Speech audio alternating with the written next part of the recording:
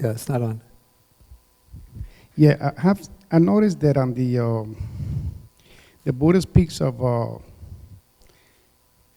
to the noble ones, and he speaks about the jhanas, and he explains to them about the jhanas, or not the Buddha, I meant to say the monk, of course. But then he goes into the 21 or 20, and then he's actually, I don't know if I'm right, but he's talking to a lay person, because he states here that an unthought, or an ordinary person who has no regard for noble ones and his own skill. So I noticed that they change in the perspective of discipline. In other words, he's talking about the noble ones, and the other side he's talking to a lay person. Is that right? Well, this is just, it's setting up a contrast between, this isn't a contrast between a lay person and a monk. It's not in terms of their ordination status or lack of ordination, but this is the contrast is between what is called the putujana, which is the ordinary common person of the world, and the Arya Savaka, who is a noble disciple, or a disciple of the noble ones. So this is the contrast between one who just follows the way of the world and has, the view of self and then identifies the five aggregates as a self, and one who has learned the Dhamma of the noble ones and therefore doesn't identify any of the five aggregates as self. So the contrast here isn't between, would be a Gahapati or a Gihi, a lay person, and a Bhikshu, a monk. Right. But rather the contrast is between Putujana and Arya Savaka. But what is interesting is that he goes into an advanced stage of teaching. Is more or less a person has already gone into second, third, fourth jhanas. Then he goes right back down into a lay person and explains a person that is that is ordinary in thought. I see. The contrast is, to the different personalities. Or lay person and the monks or the noble ones. It's actually, that's because the contrast here is revolving around whether they. You see, when he's speaking about the monk, then he's speaking about the attainment of the various stages, meditative stages, the jhanas. Okay, and so that is considered like the special domain of the monk.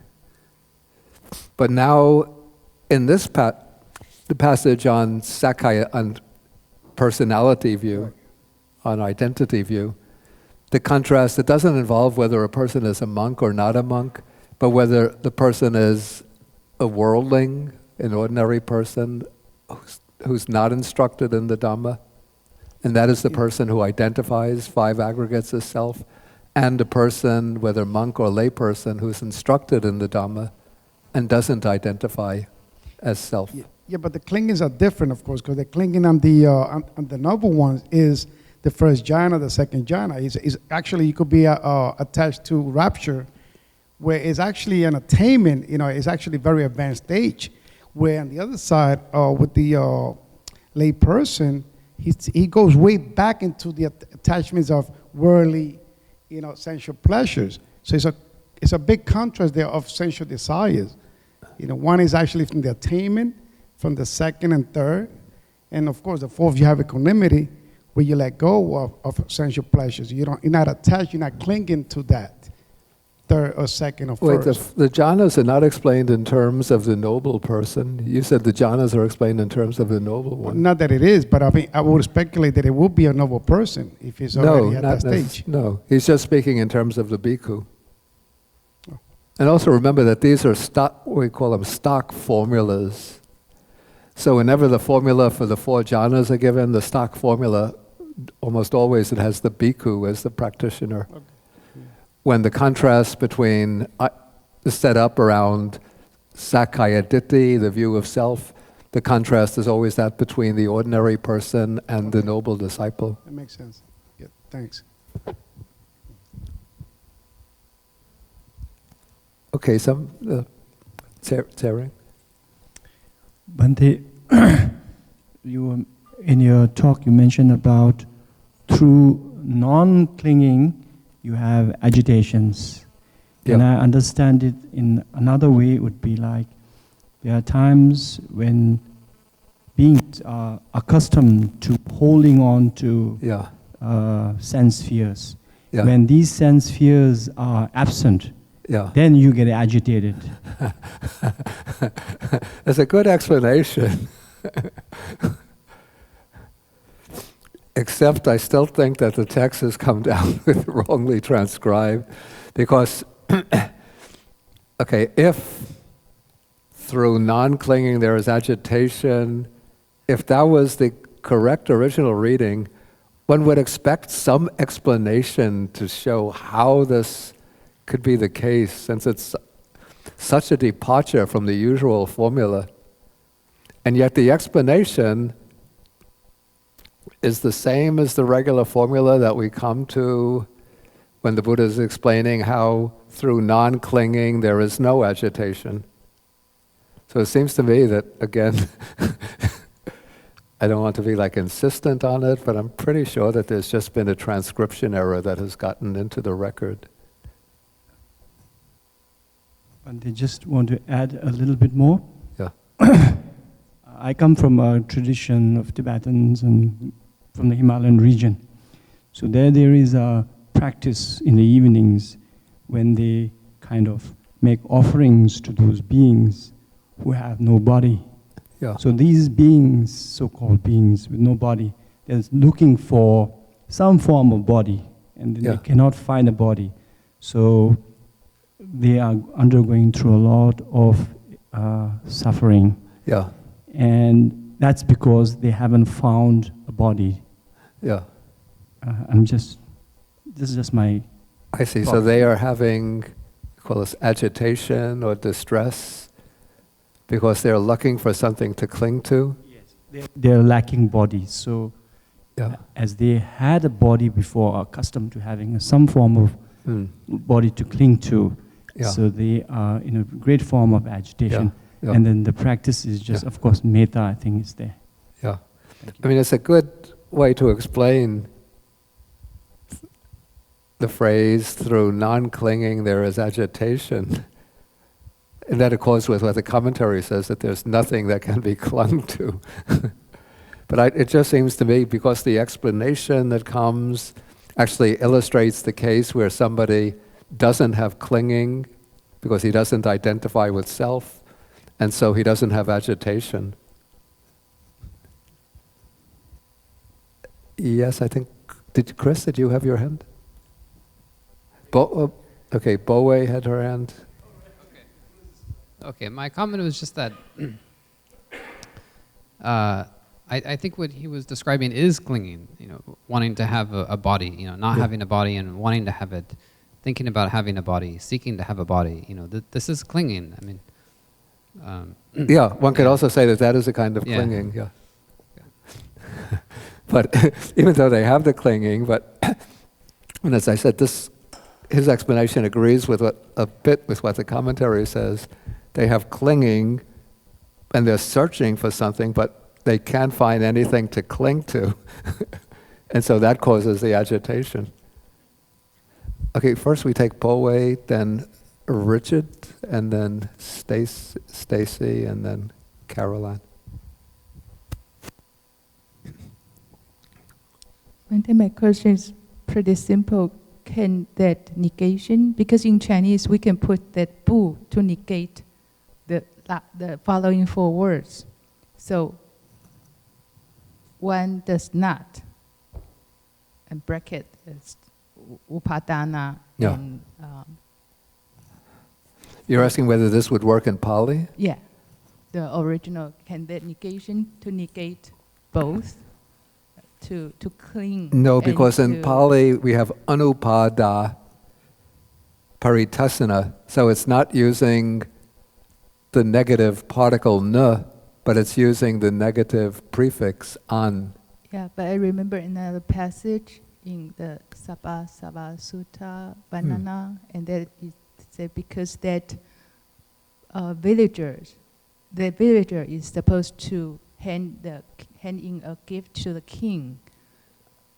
And it's the similar structure, right? I asked Bante several times, and that negation is also from, it's not from NA9. It's Right, yeah. Yeah, so that negate both. Yeah. No, I don't No. think so. Okay. Because in here we have the contrast is clearly between upada paritasana. Through clinging there is agitation, and anupada paritasana. Through non-clinging there is agitation. Okay, thank you. And since I have the microphone, can I have another question? Just, what makes Bante think that the shifting in word from vijnana consciousness to chitta is insignificant? It's because Bante wants to avoid dispute? No. Or it's a really, Bante really believes it this way, it's insignificant. It's because I think this sutta is quite abhidharmic. Yeah. You can see the transitional features there. Yeah. And in the Abhidhamma, we emphasize more on the chitta, right? Yeah. And in suttas, it is consciousness. And usually, Bante say, okay, in the suttas, consciousness is synonymous with chitta. But then when it comes to the Abhidhamma, they are two different. No. Yeah, because chitta is the chocolate box.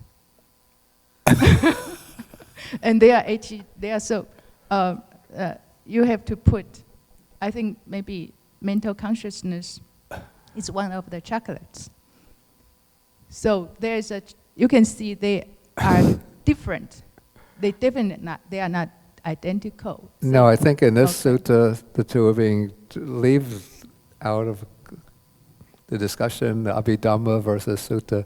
It's just that you could see that the text uses sometimes vijnana, then it shifts to chitta, and apparently there's no difference in meaning. it's really insignificant. It's insignificant, yeah. Even we call this textbook as highly recension. Highly. What's the word? Highly recension text? No, recension. Recension. Yeah, highly under critical revision. What's the word for it? Recension. No. Recension, Ah. yeah. So in what sense it's highly recensioned? That's the word in Bante's introduction, I remember. A word say... Recension usually means like a version of a text. Yeah, but it's under critical revision, yeah. Or at certain crucial points to accommodate the tenets of their schools. Yeah, but this is not, I don't think this has undergone revision to accommodate the tenets of the Theravada school in any way. I think this, as I said, it's just that the text changes in the use of the word, vijnana, chitta, without, as I said, that there's no, maybe this is the point, actually. I think there is a point.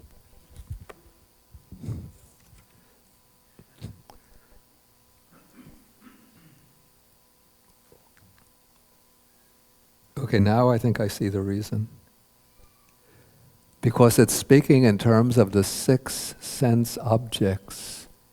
You see, so when vijnana is used in the suttas, it's usually the 6 kinds of vijnana in relation to the 6 faculties: eye consciousness, ear consciousness, nose, tongue, body, mind consciousness.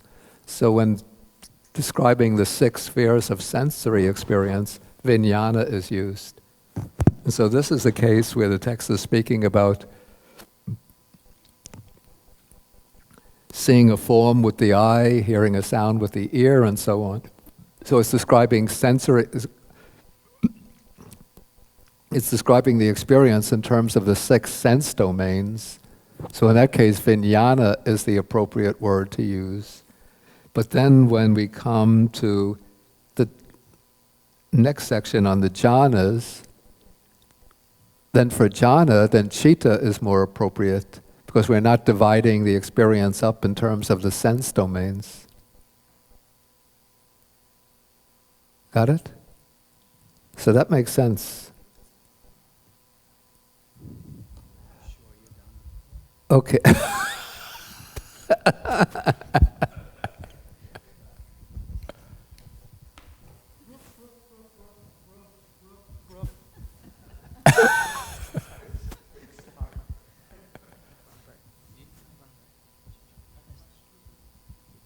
Hello.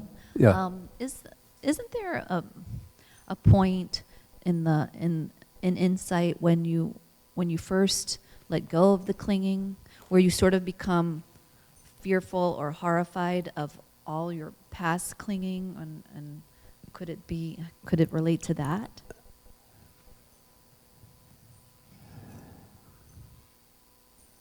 I don't.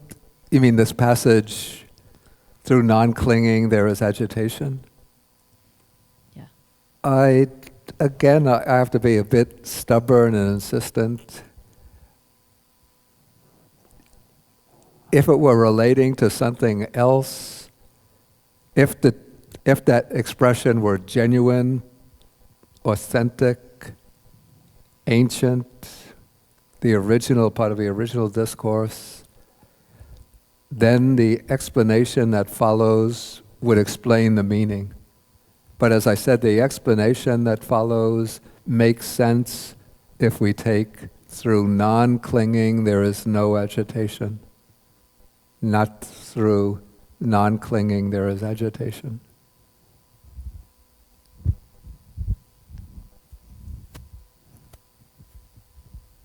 Or through clinging there is... Now I'm getting mixed up.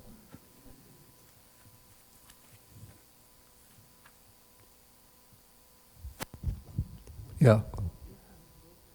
Yeah, the explanation makes sense if we understand the original expression to be saying, through non-clinging there is no agitation. It doesn't make sense if we take the original expression to be, through non-clinging there is agitation. Oh, who is to take Mike or Richard? Okay.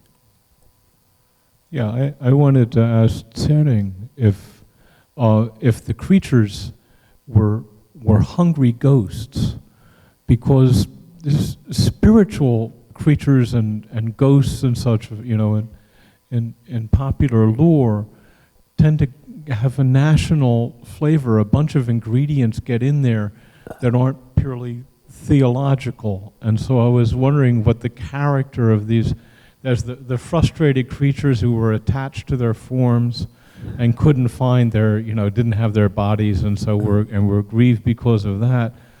I was wondering, because for instance, there are creatures in Japanese legend, right, that have little hollows on the tops of their heads where they have oil, and they can't tilt their heads different ways because if they lose their oil, they die.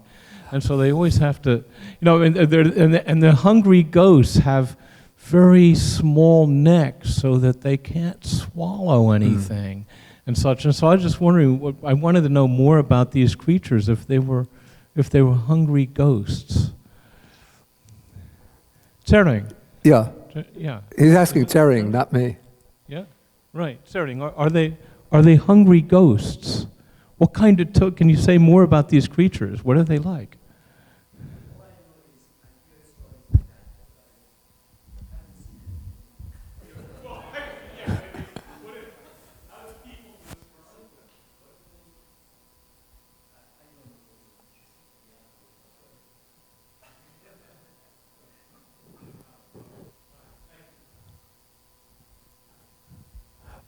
Okay, you're wrong. And then Carolyn. Bhante, my question is about nimitta, Yeah, especially about Dhamma nimitta. yeah, We often say the three characteristics of Dhamma would be impermanence, yeah, non-self, and suffering, dukkha. yeah. Are they nimitta? That's the first part of the question. No, that's a different word, actually. that word, I think it gets translated into Chinese by the same character, xiang. Or xiang, but it's, in Pali there are different words. This is here, nimitta, and the three, what are called the three dharma seals, would be, in Pali, lakkhana. Okay. Yeah. Now, terms aside, I'm not a stickler for terms. Yeah. But say if a meditator Yeah. was clinging to the signs of a particular level of jhana, Yeah. and then realize that that particular sign is impermanent, is non-self, is dukkha, therefore is able to move on. But isn't that a distraction by itself? Because you're supposed to focus on something, and then your mind starts to wonder, wow, this is actually non-self, this is impermanent. So in a way, the concept or the ideas of non-self and impermanent is a object of the mind base. The mind Yeah. grasps on a dhamma. So if whether you call it lakkhanas or nimitta, when we realize that a particular sign we're investigating is Yeah. non-self, is impermanent, Yeah. then in a way my mind has drifted away from my original focus of attention Yeah. in order to reach that. Yeah. And then once I do that, and if I just finish this, if I persist on, if I persist on thinking everything is non-self, is impermanent, Yeah. then isn't that itself a clinging also? Isn't that? Is self a clinging, an attachment? Yeah. Actually, there are several questions here. I mean, within that.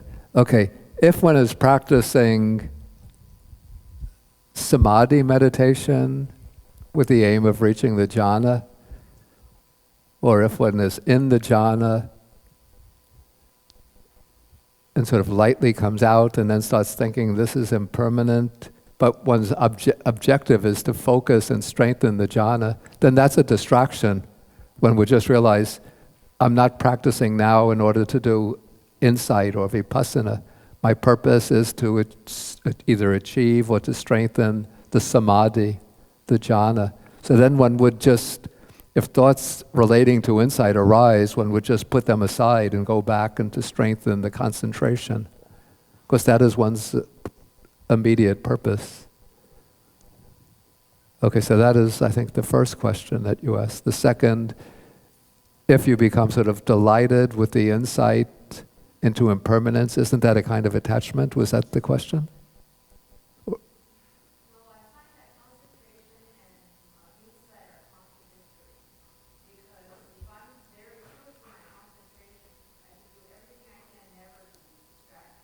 Yeah.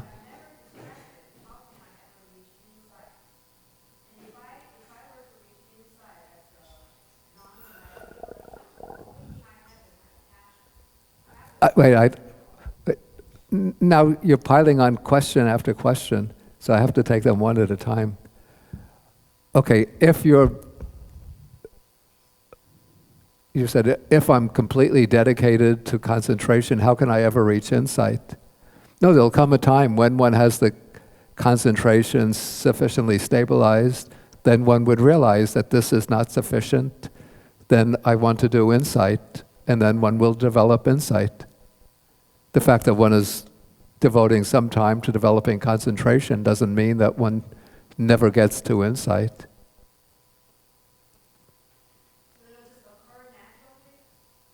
Well, one has to make the effort. It's not that the insight arises by itself, but just for different people it will be at different stages, depending on a lot of circumstances. But say somebody obtains, say the first jhana, stabilizes it, makes it well consolidated, then they'll think, okay, now I want to develop insight on this. And then they'll use that as a basis for developing insight. Others might go on, not stopping with the first jhana, but going on second, third, fourth jhana. Then after stabilizing the fourth jhana, developing insight.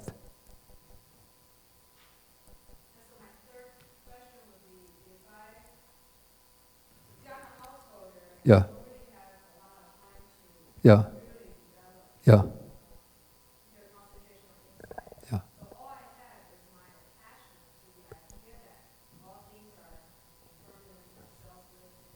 Yeah.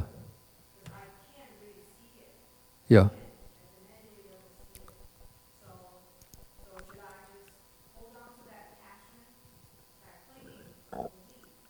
Clinging to belief. Well, of course, if one can create time to actually do the practice, then it's much better. But suppose that there's just so many demands on one's time, I wouldn't consider having the understanding of impermanence, dukkha, non-self, inherent. I wouldn't understand that to be intrinsically an object of clinging or an attachment.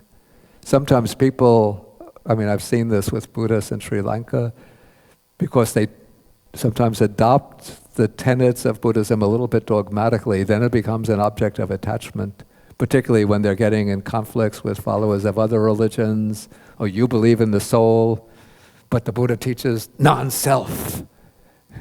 So that becomes, there's no soul, just a delusion. So that's in a way taking it as an object of attachment. But if one uses it, you could use impermanence, suffering, non-self, even if one is not developing it to the level of meditative insight, but you could still apply it to situations in everyday life. Like a close relative dies, of course one might go through a certain period of mourning, but other people without the idea of impermanence just become, why did he have to die? He should have been around forever. Oh, I just can't get over his loss. Oh, it's so miserable. But if you have the insight or the understanding of impermanence, you think, this is the nature of things. Whatever arises, passes. And so he came, he lived, he's gone. That's the nature of things. And similarly with, say, the idea of self. Some people who have implicit idea of self, oh, I want to become the boss, I want to become the chairman, I want to become the famous, I want to become popular.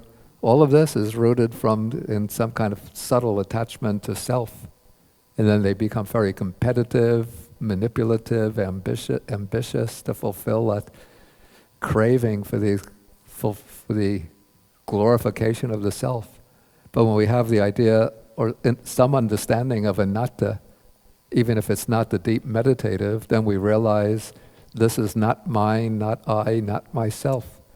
So why try to glorify it? Why try to, what's the point of all of this competitiveness and ambition and self-glorification?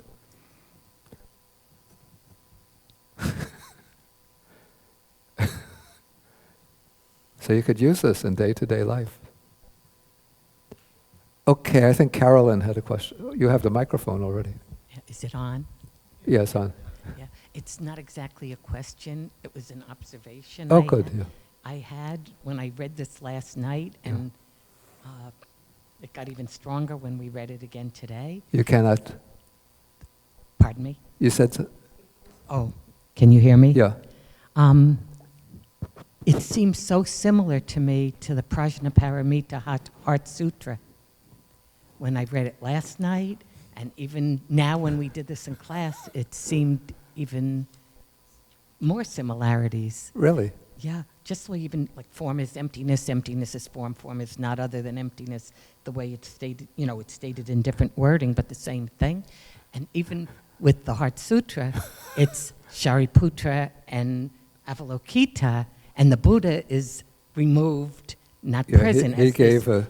Yeah, even the... I think in the longer version of this Heart Sutra that's come down in the Tibetan tradition, I think it does open with the Buddha giving an Uddesa, and then he steps out, and then after the whole thing's over, the Buddha nods that yes, it's correct. Avalokita correctly expounded, and even the name of it, the exposition of a summary or the analysis, to me that says the same type of thing. That's just what arose. I think Bowe wanted to say something. It's true because the word for fear that Bante translated as agitation right. is actually the Actually, 心无 that's, 挂碍无有恐怖. actually that That's is right, the, yeah. the phrase in the Heart Yeah. Sutra.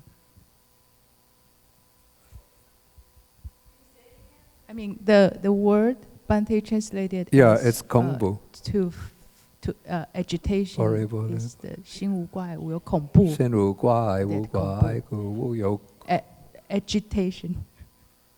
无有恐怖. But of course, kongbu is used to render a variety of Pali or a Sanskrit words, so we don't know what the original of Sanskrit word, what the original Sanskrit word is that was rendered kongbu, but it could have been paritrishena in Sanskrit. Okay. Bante, the text was changed, you said, but if it would remain in its original agitation due to non-clinging, Yeah. wouldn't that be kind of like non-clinging based on wrong view, so it would create agitation? And it's a Non-clinging based on wrong view. agitation based on non-clinging. Yeah. But it's non-clinging rooted in wrong view. It's the same like last week when the Buddha said about equanimity and and he's like, those fools, or I can't remember the words he used, but some of the people, the householders, their view of equanimity is not the correct equanimity as opposed to the bhikkhus. So I'm not sure why the change was necessary, because agitation due to non-clinging, it kind of makes sense. Maybe to you it does, to me it doesn't. I don't know. No, I mean, after reading it a few times, and reading the notes, you can get agitation from non-clinging if it's non-clinging rooted in wrong view. But we don't see in the suttas, to my knowledge, any place where the Buddha speaks about non-clinging coming from wrong view. Wrong view is always taken to be a form of clinging. Does that go back to, I think in the Heart Sutra it says, or something to, all view is wrong view, or? I don't think the Heart Sutra says that. This seems to be like a popular saying that I've heard coming from Zen circles. One that I disagree with also. And also in the jhanas, to get to the succeeding jhanas, it's natural upon reflection, you have to abandon or in the first jhana and what you've gained from it, or else you'll never get to. So when the Buddha was talking about that, isn't that kind of a natural progression that we abandon, we take what we gained from the first jhana and before we can even get to the second jhana? In other words, if you're stuck and you're attached to that, you'll never get to the second jhana. Yeah, right. Yeah. Right? And, well, maybe not. Maybe you could still be attached to the first, have some kind of attachment to the enjoyment of the first jhana. But then if one hears that the pleasure in the second jhana is superior, then then one will be... But some of the states that arise or are present in the first jhana are not there in the second jhana, like joy. So if you're attached to that, you'll never attain the second jhana or the third and so forth. Mm.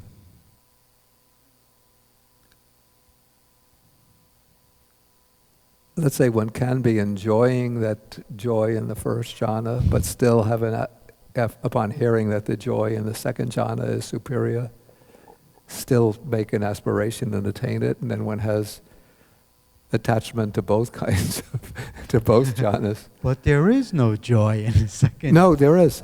Or is it the third jhana? Well, the third is... Third jhana, the equanimity, right. Yeah. So, and also, lastly, the Buddha gives the summary, and then the monks are like, what should we do? So you're like, oh, let's go to Maha Kaccana. Yeah. And then so they go, and he gives this long explanation, and they're like, oh, that was great, that was great. Let's go ask the Buddha.